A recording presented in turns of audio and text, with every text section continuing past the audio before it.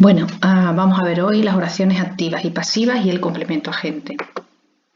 Como siempre, os incluyo como primera diapositiva el esquema de la oración con todos sus complementos. El que vamos a trabajar hoy, que es el que está aquí al final, os lo he marcado en rojo, es el complemento agente.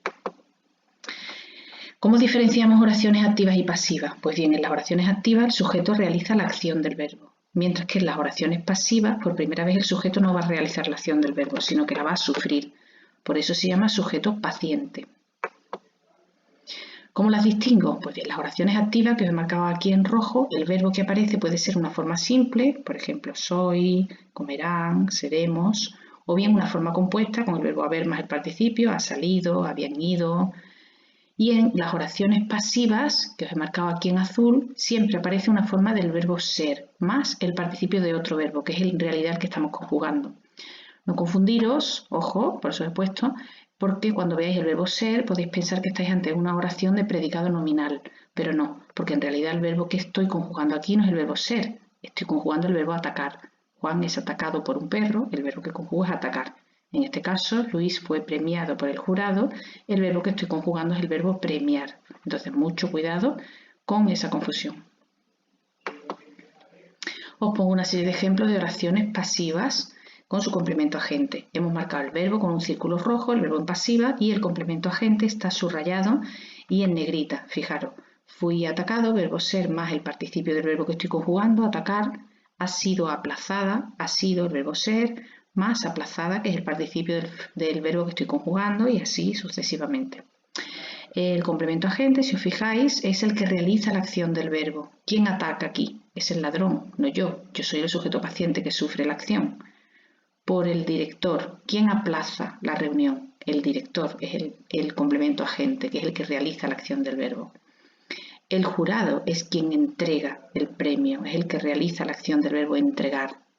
Y el tribunal popular es quien juzga a Martín, que es el sujeto paciente.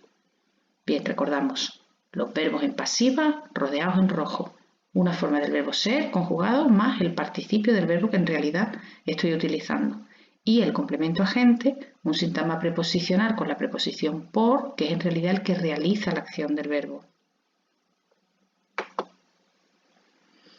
¿Qué tengo que saber entonces del complemento agente? Pues que aparece solo en el predicado verbal. Recordad que aunque vea una forma del verbo ser, no es ese verbo que estoy conjugando, sino el otro. Entonces no estamos ante un predicado nominal, sino verbal. Aparece siempre en oraciones pasivas, es decir, el verbo ser más el participio del verbo que estoy conjugando. Y es un sintagma preposicional con la preposición por.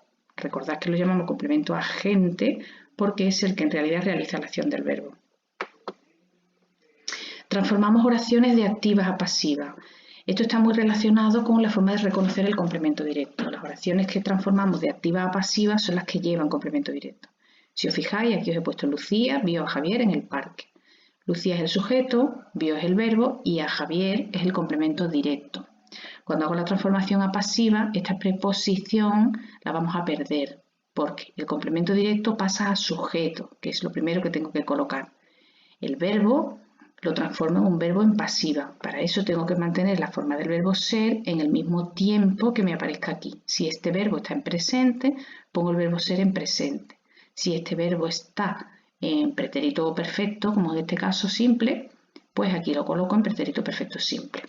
Vale, entonces, el complemento directo pasa a sujeto, el verbo en activa pasa a verbo en pasiva y el sujeto de la oración activa pasa a complemento agente en la oración pasiva con la preposición por.